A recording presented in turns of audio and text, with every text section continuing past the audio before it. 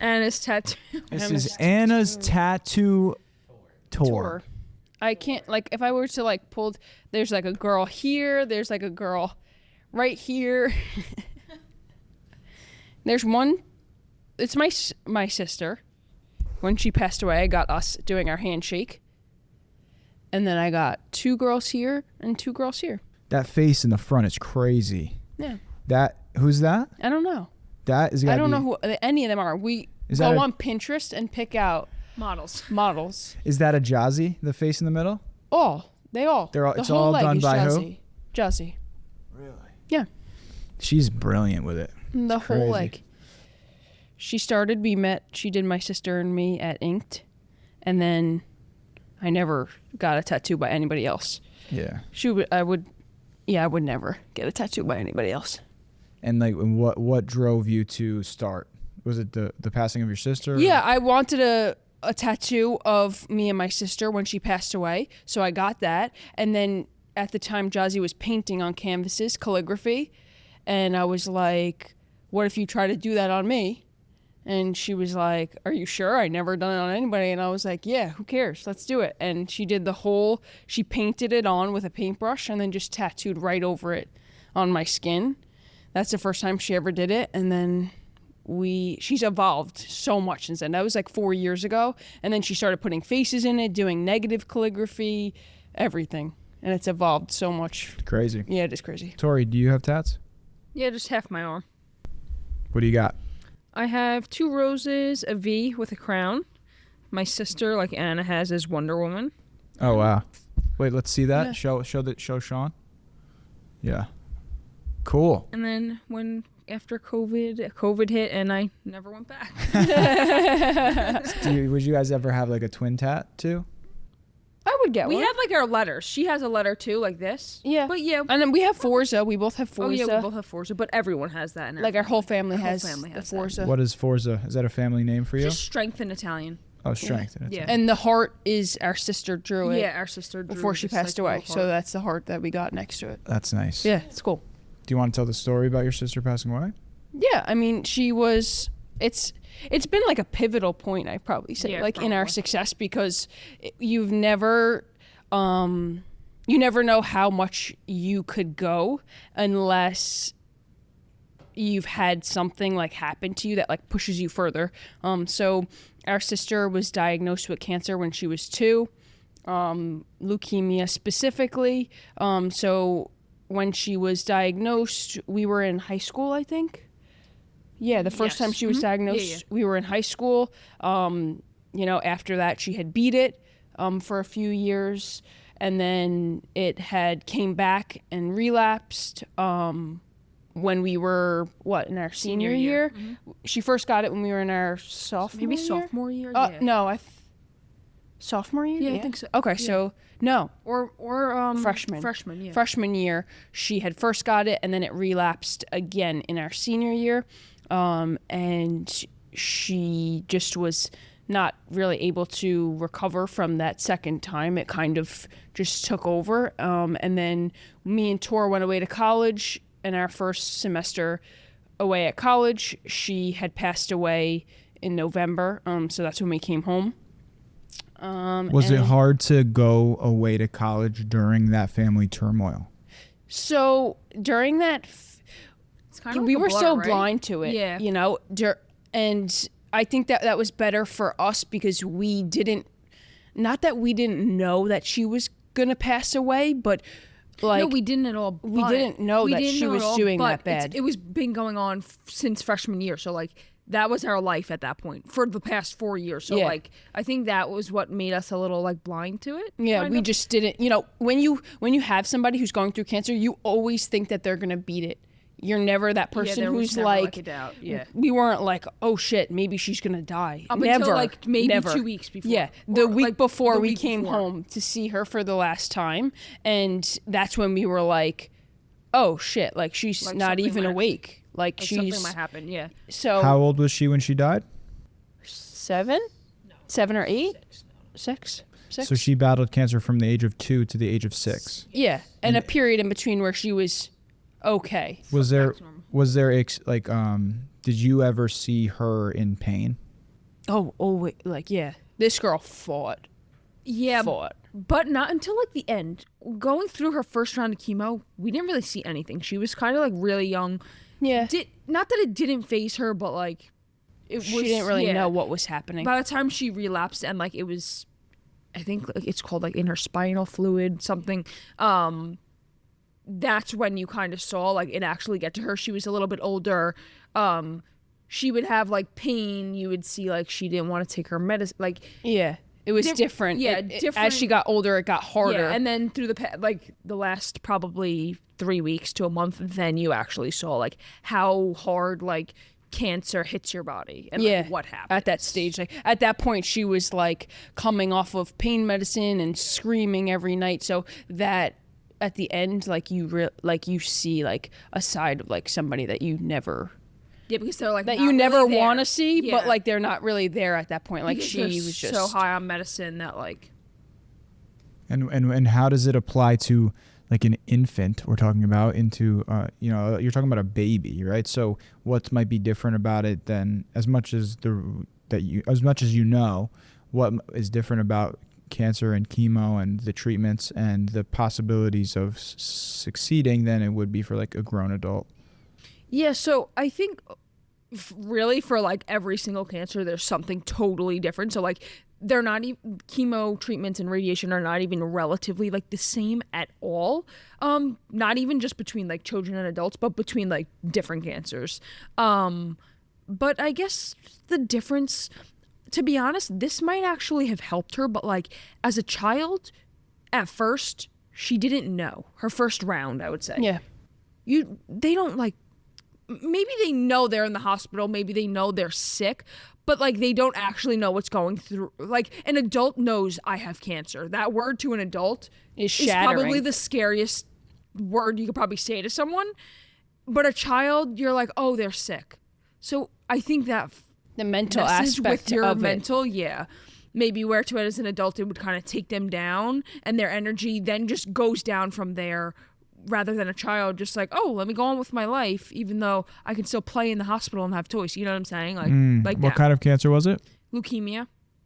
So it's a blood cancer, but yeah, it is not even remotely the same for any other cancer. You can have like one chemo is like every day, and then someone else is like not even getting chemo or maybe once a month, and then they're doing radiation. So like it's not even remotely the same to what.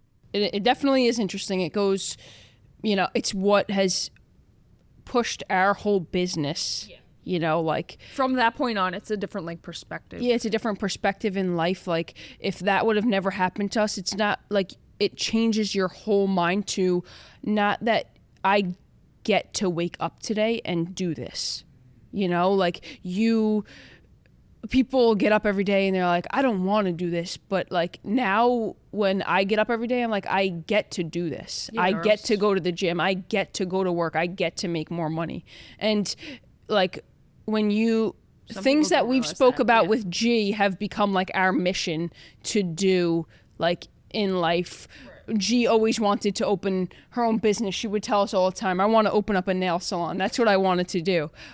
So I think that us opening businesses, whether we open a business, a coffee shop and name it, under her name or do something like that, like it puts a purpose in your life to go after something, and it creates something in you that like you don't want to give up because, she's watching you or, something like that. Get the chance. Our cousin ran for Leukemia and Lymphoma Society Woman of the Year and won. That year, G got to see her win before she passed away. And that's, something that we've later on, I want to run for too, even though she's not here anymore. It's still helping those other kids who are fighting as well. So I think that that's cool that she got to be here to see Lauren win Woman of the Year. But at the same time, like, you got to keep going. We had last year was our first annual gala night that we had. This year will be our second one coming up in June. For G's birthday, we'll host what's the Instagram? I don't know what the Instagram is, but we'll host a huge gala in honor of her, and all the money that is raised there will go to helping the other kids that are fighting as well. That's powerful. And it plays a lot into what you talked about in the last episode and what you're about to talk about with gratitude and making sure that you're mentally, emotionally, physically fit to have the most successful life. Yeah, right? And that's what this podcast is all about. Double the hustle. Yep. It's all about double the hustle. And now we're going to get into when motivation fails and how you stay disciplined and how you, keep your consistency going. Motivation gets you to do something, and then you have to sustain it with discipline and consistency, I think. Yeah. Motivation is like, oh, it's there. Like, it tells you, oh shit, I want to do this. It's that excitement. Like, you start it and it's like, okay. It's only excitement. Yeah. Once you see something, it's something new, you get into it, you're like, oh my God, I want to do that. It's motivation. I want to do that. I want to look like that. You see a video, you get motivated from it. I want to look like that. I want to go to the gym and do that. And, an hour later, when that video is not playing, the difference the is motivation, comes down. And where do you, stay disciplined and be consistent? Because the longer you stay disciplined, the more consistent you are. The more consistent you are, it leads to compounding over time, creating, your goals and your achievements and accolades. Yeah, I agree. Motivation won't just sustain you. You have to then take the motivation to start, and then discipline, consistency, routine. I feel like every day. Feeling motivation is one of the biggest traps.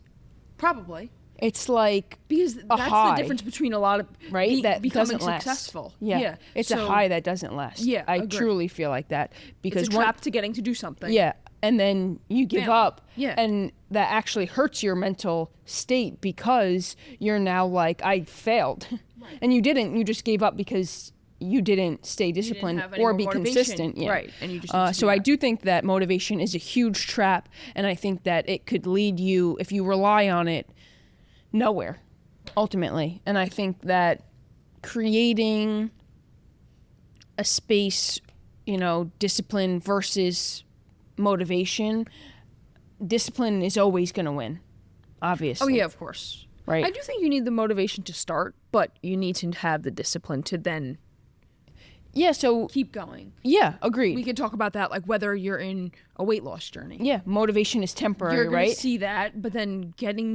staying on your meal plan, going to the gym, getting your steps in, not eating ice cream, that's all going to be through discipline, consistency, and then you're not going to crave it eventually, but you have to get through that 21-day habit to then become successful at that, or else you're just going to stop at motivation and fail. Yeah, I think keep recurring in a circle. Motivation is temporary, and then discipline is where you build those habits. Yeah. And I think that's how you get, if you're looking for something to help you push past the motivation and continue, it's discipline and habits. Yeah, little habits is how you get to where you want to be. It doesn't have to be a big habit. It could be a habit of trying to wake up 30 minutes earlier. Mm-hmm. Do it in small increments, just have day by day. Yeah, and of 21 days, and start that habit, and every time you do it, check it off, and make sure you're doing it consistently, because then it'll build into your discipline/routine that you now have. Yeah, I think what is something that you do, you think, on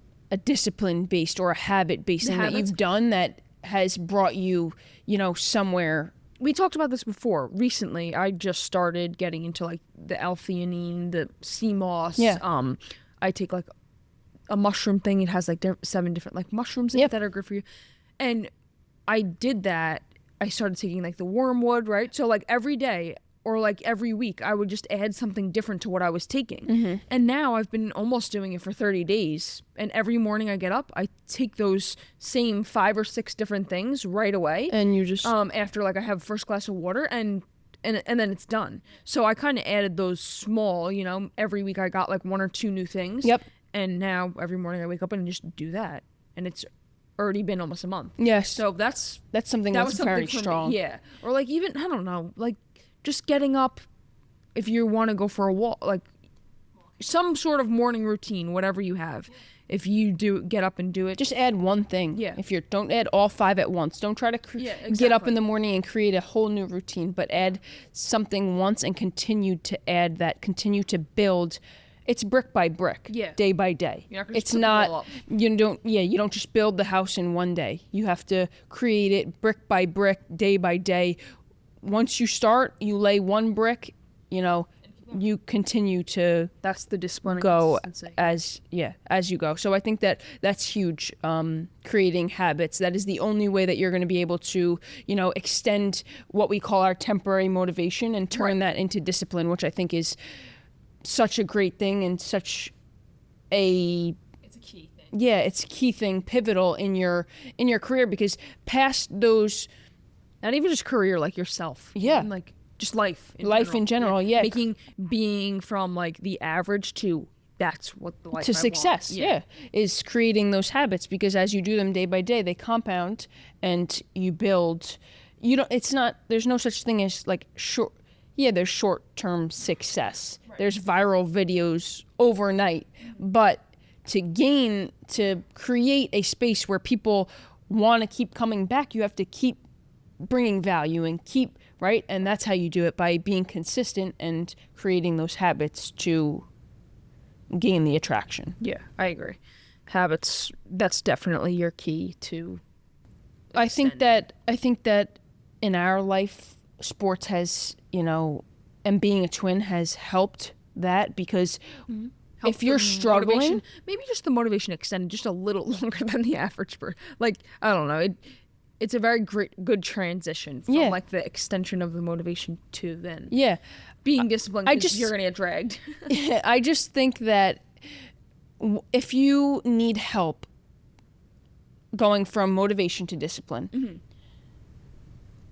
you can use an accountability partner. Oh yeah, of course. I think that is huge.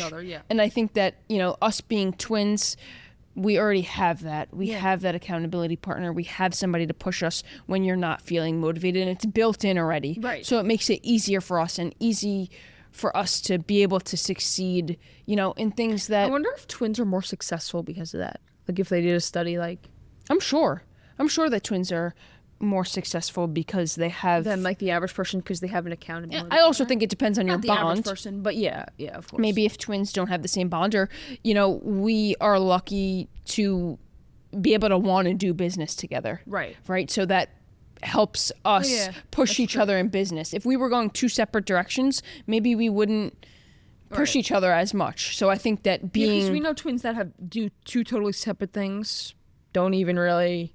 Like, they don't they probably have a close bond, but like not it's really like that close. It's just a regular sister bond. Brother it's bond. not. And then we know twins that have built like empires together. Yeah.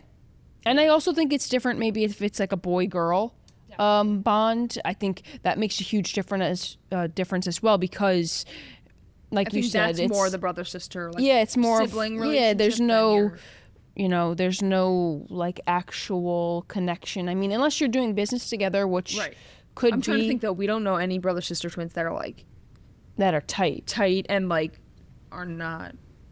We know like Rob and Nicole. They're both, one's a cop and one's a nurse. They're not really in business together. I'm sure their bond is like probably, close, and it's like having like a brother or sister, but I can't think of anybody.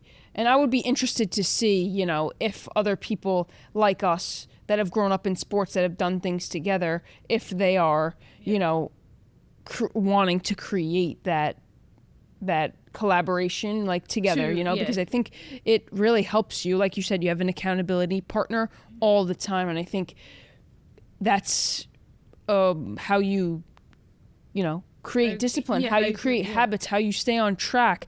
You track the progress, you have somebody to push you, and then to tell when you. you see success, that's all you want to see. Yeah, like I'll never see you doing bad and not tell you. Right. Like I could never watch you fail and not tell you like you shouldn't be doing that. This is what you should be doing. Like, so I feel like we have maybe friends are a little bit different because they don't have that bond, and some people are scared to tell their friend like, yo, you're fucking up. Like, like that's not, you need to get on track. Like, you've been sleeping, where are you? So I think our bond is You have to be like, but we're those types of people that will tell you. true. You know what I'm if saying? you're Like, friends even with me, I'll tell you. Yeah, you're like I'm fucking gonna up. say, some people are not those type of people. So That's that true. might be why too. That is Like, true. we're twins and we'll tell you, but we're like straight up. We're not gonna just sit there and watch you. Yeah. But yeah, back to like sports is another great. Besides, having an accountability partner. If you, not you're. Not if like you're the only, like this is the only way that you could do it, but if you're in sports like as a kid and growing up, especially into college like us, it's at such a high level that you have like you're building discipline while you're playing that sport. Oh yeah. Because 5 a.m. you got to get You're up and up. go to that That training, weight room. training, yeah. And then 5 o'clock at night you have another 3-hour practice of your sport. Yeah. Like you have to figure out in those times, classes, doing your homework, studies, finding time to eat, and probably like take a nap. Like you have Probably to take a have nap. We took a nap time every day. Yeah, we did. I despise naps Yeah. in this current point in my life because I feel like Yeah. they're just, I don't know, it makes me feel lazy when I take a nap during the day, but when we were college athletes, you could not succeed through your day 1 o'clock without every day, taking a when nap. we got home from class. Yeah. I think crazy. that Yeah. that is really key. But now and it changes. Back It to swings. the- So yeah. now I hate taking naps during the day. I feel like it's so unproductive. But when you're working out twice a Yeah. day, 3 times a day, building, That's gonna build your discipline Yeah. right there and consistency. You have to do it, or else you're doing 100 burpees on the floor before weight room. So you that remember is a that great- time yeah. where we woke up 5 minutes before we had to be at weight room, and we literally ran From across our campus? asses all the way across campus because if we didn't get there on time, we were going to have to stay late and do extra work or get some kind of in trouble. We made it. And we did make it, huffing and puffing. I've never run a mile faster in my life than when I had to be there in 5 minutes Yeah. for something. So I think that is, and it also shows it shows How disciplined and how consistent you are. Yeah, how disciplined and consistent you are because you have to get up. And when it was time to haul ass down the street because you had to be there, You were doing it. you were doing it regardless of if you liked it or not. You were scared you were going to get in Oh, yeah, trouble. uh-huh. So I think that, I think also when you're filling your schedule with things that you're doing, it To accomplish a bigger eliminates goal? it eliminates distractions and excuses. Like you don't have time to think. So I think that filling your schedule, time blocking, Yeah, and great. having an idea and clarity of where you're going is also a great thing to be able to stay disciplined and stay consistent because it makes no room for, oh, do I want to do this? You don't even have time to think if you want to do this because your Right, you're just schedule moving is on to so the next jam-packed, you're on and on and on and on, So I think that that's another great way to be able to get through it and become disciplined, become Build a consistent. time schedule, yep, and time block your days so that you know exactly when to do certain things. You cross them off your list and keep doing that. Yeah, and just start, honestly, and embrace Start with one discomfort. thing every day. You just have to start with one thing every day. Yeah. And you have the whole day to do it. Like, take vitamins, right? You have the whole day to do it, but you know that you have to get one thing done, and it's to take those vitamins. Yeah, then do it. And I also think that embracing discomfort and being okay with being uncomfortable is so strong. It's something very hard to Building do. the discipline. Yeah, it's something very hard to do to be able to be okay with feeling uncomfortable, but it is so strong. And you can use that to your leverage. If you're okay with being uncomfortable, like it pushes you that much further ahead. Like we said, people don't like change. Yeah, I think when I was in Grenada, I felt that Yeah. way. A little bit. Yeah. Just because like I'm in another country Yeah. and I'm going to school there like with no one else, Yeah. not no one else, but none of my family. Yeah. So like not that I felt uncomfortable there like or unsafe or anything of that sort. Yeah. But just feeling that different, being in another country, Yeah. new culture, different ways of life, it was a huge change, and it built a routine for me, discipline for me, for like a long time, and I now kind of carry that on. But like that's a great, like, moving away, like, great. I think that I have a routine and discipline because of that. Yeah. And it was a very hard thing to do. Yeah. And I think that for, discipline will beat motivation every time. Yeah. Every time. So if you can create small habits for yourself, find an accountability partner, choose to be in discomfort and allow yourself to really grow, and just say to yourself, like, I know you're hurting right now, but like these pains are growing pains, and you're going to thank yourself later on for these pains. In even in a month, you're going to thank yourself. A week, you're going to thank yourself for continuing to be disciplined and do those things, and you'll be so proud. When you have discipline, not that it gets easier, but it kind of does, because you've already been doing that. Yeah. You already know what to do. Of course, yeah. You know. I think that, you don't always need motivation, but what you need is systems. Exactly. Systems Routine, to systems. run, your life. We're like machines. Yeah, and stay accounted for. And even in business, systems is what's going to push you ahead. So I think that in this whole talk about things that our, listeners should take away is just building those habits. Stay accountable. Find somebody in your circle who's going to push you, who's going to hold you accountable, and embrace discomfort. Just go for it. Yeah. Build brick by brick, day by day, and build that consistency, discipline, and system in order to get you to where you want to go and be successful. Yeah, I definitely agree. Thank you guys for watching this episode, and we will be back next week with a new guest, and it's going to be amazing. So come back, and we're going to talk about mentality and different mental illnesses, how to get past them. So come back and watch the new episode. Twins out, baby.